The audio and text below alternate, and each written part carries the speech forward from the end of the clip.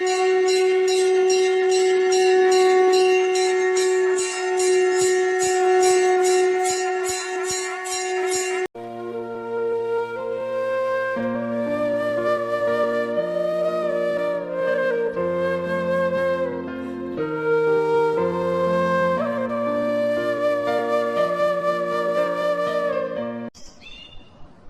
पर विजय प्राप्त करने के बाद श्री राम, माता सीता, लक्ष्मण और हनुमान के साथ अयोध्या वापस लौट आए, जहां पहुंचने के बाद उनका भव्य स्वागत हुआ। श्री राम वानर सेना के सहयोग का वर्णन करते हुए उन्हें पुरस्कृत करने की योजना बनाने लगे। देवी सीता, हमें सुग्रीव और हनुमान सहित समस्त वानर सेना का आभार मानना चाहिए। उनके सहयोग से ही हम लंका पर विजय प्राप्त कर पाए। वैसे तो उनके इस समर्पण का कोई मोल नहीं है, फिर भी हम उन्हें पुरस्कार देकर उनका मान सम्मान बढ़ाना चाहते। आप बिल्कुल ठीक कहते हैं प्रभु। हमें वानर सेना, सुग्रीव सबको अनमोल भेंट देनी चाहिए, किंतु आप हनुमान को कोई भेंट मत दीजिएगा। ऐसा क्यों सीते? क्योंकि वो मुझे पुत्र समान प्रिय है।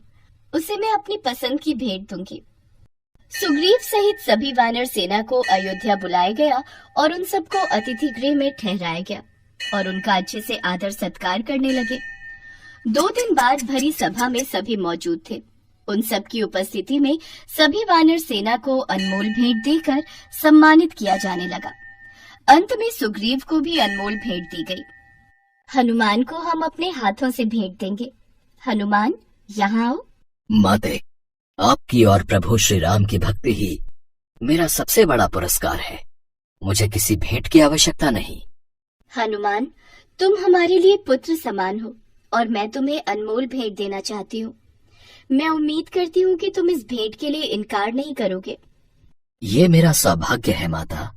हनुमान को माता सीता अपने गले का बेशकीमती हार निकाल कर देती हैं। हनुमान सम्मान पूर्वक वो हार स्वीकार करते हैं। ये देख समस्त वानर सेना हर्ष और उल्लास में डूब गई। वहीं राज्य में प्रजा आपस में बातें करने लगी। प्रभु श्री राम ने कितनी आवभगत की है वानर सेना की, और सबको कितने अच्छे पुरस्कारों से पुरस्कृत किया है। हाँ, सभी बेहद प्रसन्न नजर आ रहे थे, लेकिन हमें ऐसा लग रहा था जैसे हनुमान भेंट पाकर प्रसन्न नहीं है। ऐसा लग रहा था उन्हें किसी और ही चीज की उम्मीद थी। अयोध्या की प्रजा का अनुमान सही निकला। हनुमान अपने कक्ष में उदास बैठे हुए थे। ये देख सुग्रीव उनके पास आए। पवन पुत्र हनुमान, तुम क्यों इतने उदास हो? माता सीता की इस अनमोल भेंट से मेरी भक्ति को ठेस पहुंची है। भला वो कैसे? मेरी भक्ति को धन धान्य या मोती माणिक से नहीं तोला जा सकता। श्री राम और माता सीता के प्रति मेरी श्रद्धा अनमोल है, तो इस भेंट को तुम माता सीता की निशानी समझकर रख लो। सुग्रीव ने हनुमान को बहुत समझाया, किंतु हनुमान प्रसन्न नहीं हुए। हनुमान की ये अप्रसन्नता सम्मान से अपमान की तरफ बढ़ने लगी और अयोध्या में फैल गई। प्रभु राम और माता सीता के कानों तक भी ये बात पहुंची। हनुमान ने हमारी भेंट अस्वीकार कर दी। आखिर हनुमान के मन में क्या है, ये जानना भी तो जरूरी है। हनुमान ने माता सीता का अपमान करके अच्छा नहीं किया। मैं उससे मिलकर उससे इस बात का कारण जानूंगा। लक्ष्मण क्रोध में वहाँ से चले गए। देवी सीता चिंता में डूब गईं, किंतु प्रभु राम मन ही मन ऐसे मुस्कुरा रहे थे जैसे वो कोई लीला कर रहे हो। लक्ष्मण हनुमान को खोजते हुए सरयू नदी की ओर पहुँच गए, जहाँ हनुमान किसी चिंता में डूबे हुए उस हार के एक एक मोतियों को देख रहे थे, फिर उसकी ध्वनि सुनने का प्रयास करते हैं। ये सब देखकर लक्ष्मण हनुमान से कहता है, इस तरह तुम माता सीता का अपमान कर रहे हो। लक्ष्मण क्रोधित होकर वहाँ से चले गए और जाकर सारी बात माता सीता और प्रभु राम को बताई।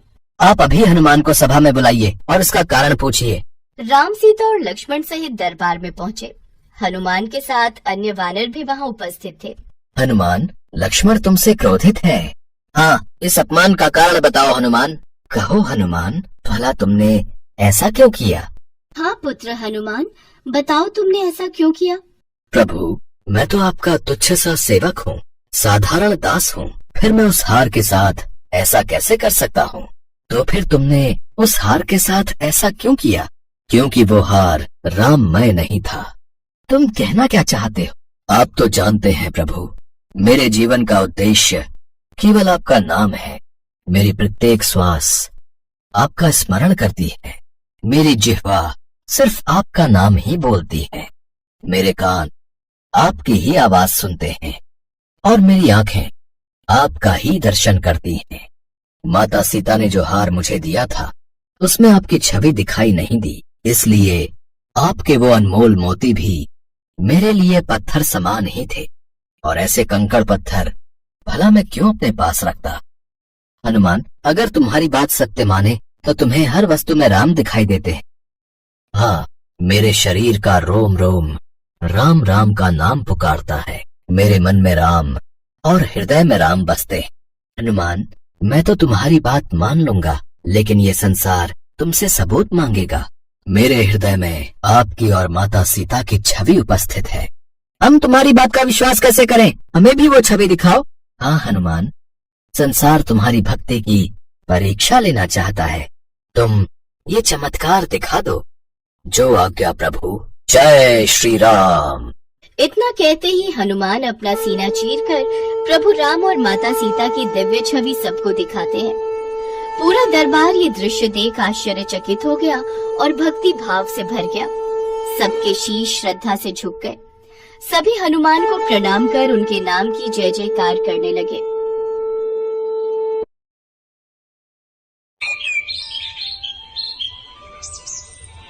सदियों पहले की बात है। एक बार समस्त श्रेष्ठगण और विद्वान पंडित ऋषि मुनि के लिए एक सभा आयोजित होती है, जिसमें महर्षि वशिष्ठ, महर्षि विश्वामित्र और नारद जैसे महान विद्वान शामिल होते हैं। वो सभी आपस में इस बात पर चर्चा करते हैं कि भगवान राम का नाम स्वयं राम के अस्तित्व से बड़ा है। उसी सभा में भगवान राम के परम भक्त हनुमान जी भी मौजूद होते हैं। हनुमान जी उन सब की बातों को बड़े गौर से सुन रहे होते हैं। तभी नारद हनुमान की तरफ देखते हैं और मन ही मन सोचते हैं, राम का नाम स्वयं राम के अस्तित्व से बड़ा है और इस बात को तो मैं सिद्ध करके ही रहूंगा। कुछ देर बाद सभा का समापन होता है। सभी ऋषिगण वहाँ से प्रस्थान के लिए खड़े होते हैं तो हनुमान जी सबके अभिनंदन के लिए खड़े होते हैं। तो नारद जी हनुमान के पास आते हैं और उनसे कहते हैं, नारायण नारायण, क्या बात है हनुमान जी, आप सभी ऋषि गणों का कितना आदर करते हैं। जैसे ही सभा समाप्त हुई आप उनके अभिनंदन के लिए उठ खड़े हुए, लेकिन एक बात आपको अजीब नहीं लगती? कौन सी बात देव ऋषि जी? आप स्पष्ट शब्दों में कहिए कि आप कहना क्या चाहते हैं। ऋषि विश्वामित्र तो एक राजा है और फिर एक राजा का ऋषि के रूप में अभिनंदन कैसा? मुझे तो ये बात ठीक नहीं लगती। हनुमान जी देव ऋषि नारद की इस बात को भली भांति समझ जाते हैं कि वो क्या कहना चाहते हैं। इसलिए जब सभी ऋषिगण वहाँ से प्रस्थान करते हैं तो हनुमान जी हाथ जोड़कर उन सब का अभिनंदन करते हैं। लेकिन ऋषि विश्वामित्र के जाने पर वो ऐसा नहीं करते, जिससे इसे अपना अपमान समझकर ऋषि विश्वामित्र बहुत क्रोधित हो जाते हैं और वो चिल्लाते हुए राम के पास जाते हैं और कहते हैं, हे राम, तुम्हारे भक्त हनुमान ने मेरे अलावा सभी ऋषि गणों का अभिनंदन किया और जानबूझकर मेरी अनदेखी की। इसका दंड तो उसे मिलना ही चाहिए। ऋषि विश्वामित्र भगवान राम के गुरु थे, जबकि हनुमान उनके प्रिय भक्त। उनके लिए दोनों ही महत्वपूर्ण थे, मगर इस संसार में गुरु का स्थान तो सबसे ऊंचा होता है। इसलिए राम विश्वामित्र के शब्दों की अवहेलना नहीं कर सकते थे। काफी सोच विचार करने के बाद राम विश्वामित्र जी से कहते हैं, हे गुरुदेव, आप ही बताएं कि इस अवहेलना के बदले हनुमान को क्या दंड दिया जाए। उनकी बात सुनकर ऋषि विश्वामित्र क्रोधित हो जाते हैं और उनके ऊंचे स्वर से समस्त सभा कांप जाती है। राम, हनुमान को मृत्यु दंड दिया जाए, मृत्यु दंड, और इसे मृत्यु दंड तुम्हारे हाथों दिया जाए, यही इसकी सजा है।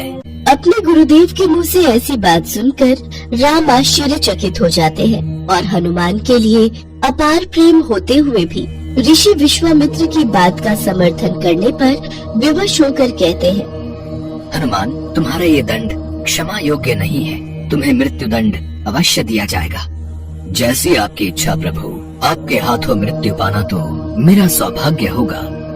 श्री राम अपने गुरुदेव की बात का मान रखते हुए हनुमान को मृत्युदंड देने के लिए तैयार हो जाते हैं और हनुमान जी असमंजस में पड़ जाते हैं।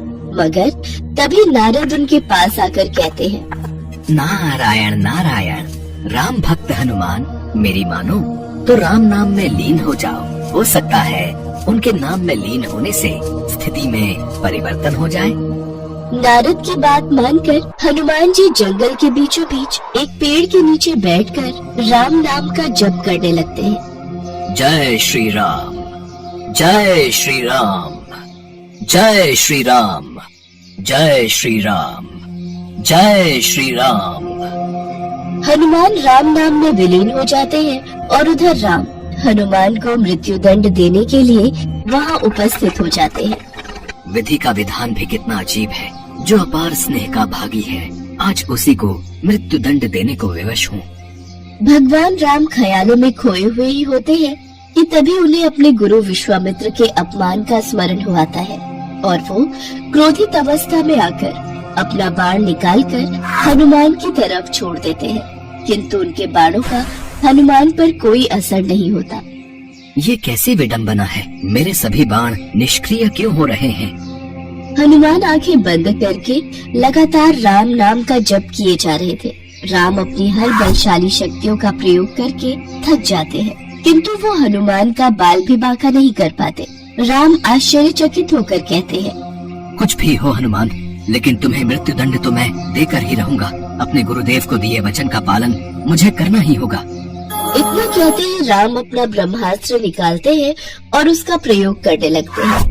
वो जैसे ही ब्रह्मास्त्र का प्रयोग करते हैं तो तीनों लोगों में हाहाकार मच जाता है। जमीन से ज्वालामुखी फूट पड़ती है, सागर में ऊंची ऊंची लहरें उठ खड़ी होती हैं, पर्वत टेढ़कर गिरने लगते हैं, जंगल में आग लग जाती है।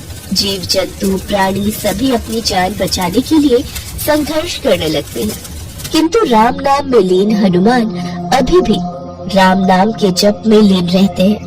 उन पर ब्रह्मास्त्र भी बेअसर रहता है। राम नाम का जप हनुमान के लिए सुरक्षा कवच का काम करता है। इतनी प्रलय और राम नाम की शक्ति दे नारद ऋषि विश्वामित्र के पास जाते हैं और उन्हें सारी सच्चाई बता देते हैं। फिर ऋषि विश्वामित्र राम को अपने वचन से मुक्त कर देते हैं। नारद ये सिद्ध करने में सफल हो जाते हैं कि राम नाम की शक्ति स्वयं राम के अस्तित्व से कई गुना अधिक शक्तिशाली है।